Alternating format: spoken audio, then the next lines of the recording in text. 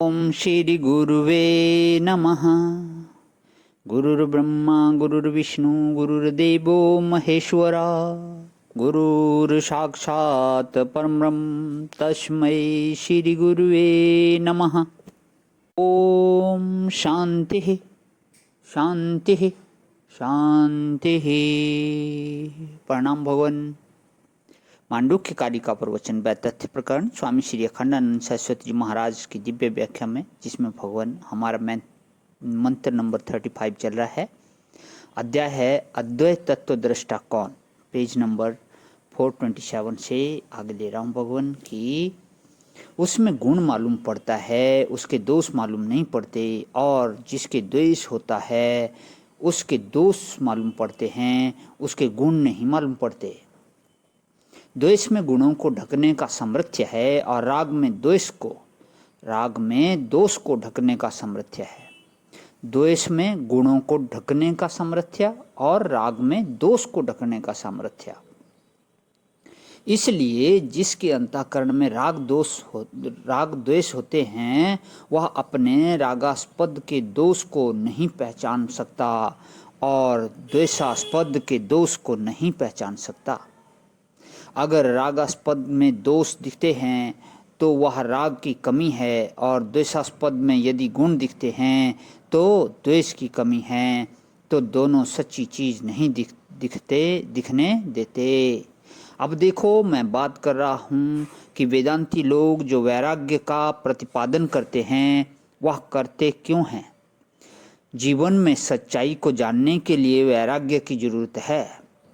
इसकी यह भूमिका आपको सुनाई। देखो, वैराग्य उसका नाम नहीं है कि स्त्री की निंदा करके उससे घृणा करा दी जाए। घृणा का नाम वैराग्य नहीं है। द्वेष का नाम भी वैराग्य नहीं है। असूया का नाम भी वैराग्य नहीं है। इनसे पृथक करके वैराग्य को समझना पड़ेगा। आपको राग की बात सुनाऊं।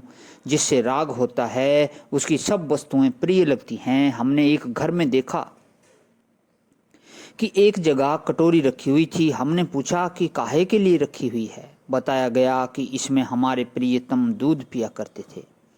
एक जगह देखा कि खड़ाऊं रखा हुआ था। 500 वर्ष पुराना खड़ाऊं था। बोले कि इन खड़ाऊं को पहनकर हमारे आराध्य देव चला करते थे। तो खड़ाऊं तो 5 उंगली की थी। मैंने कहा कि भले मानुस, क्या उनके पांव 4-5 अंगुल के ही थे? वे इसको पहनकर कैसे चलते होंगे? बोला कि बस महाराज, अब आगे कुछ नहीं बोलना। हमको यह बताया गया है कि वे इसको पहनते थे। हमारे मन में यह कभी विचार नहीं आया कि इस पर उनका पांव आवेगा कि नहीं आवेगा। हम तो इसको देखते हैं तो यह याद आती है कि वे इसको पहनकर चला करते थे। हमको तो कभी याद ही नहीं आया कि उनका पांव एक बित्ते का होगा। वे इतनी छोटी खड़ाऊं कैसे पहनते होंगे? यह आपने क्या कर दिया? हमारी श्रद्धा पर तर्क कर दिया। आपको यह प्रसंग मालूम ही होगा कि हनुमान जी ने समर्थ रामदास जी से कहा कि तुमने वर्ण किया है कि अशोक वन में श्वेत कमल थे, लेकिन हमने देखा लाल थे। समर्थ जी ने कहा कि श्री जानकी जी से पूछ लिया जाए। जानकी जी ने कहा कि कमल श्वेत थे, लाल नहीं थे। हनुमान जी ने कहा कि मैंने देखा था माता कि वे लाल थे। जानकी जी बोली कि तुम्हारी आंख पर उस समय क्रोध से लाल लाल हो रही थी, इसलिए तुम्हें लाल दिखे। जब तक हम अपनी स्थिति को ठीक नहीं करेंगे, तब तक सच्ची वस्तु का ज्ञान कैसे होगा? देखो, जैसे कमरे में फोटो लेते हैं तो यदि नीचे से लो तो वस्तु एकदम लंबी हो जाए। ठीक फोटो लेने के लिए कोण बनाना पड़ता है। उससे ऊपर लो तो छोटा हो जाए, केवल एक तरफ का आ जाए। ऐसे ढंग से लेते हैं कि पेट बड़ा आ जाए।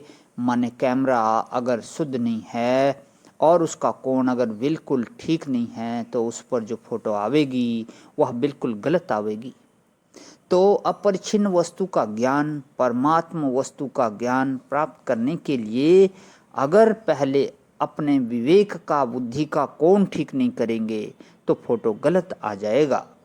इसी से बताया कि यह दुनिया में फंसाने वाली चीज राग द्वेष है।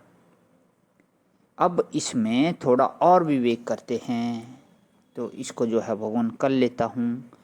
ओम शांति शांति शांति। प्रणाम भगवान।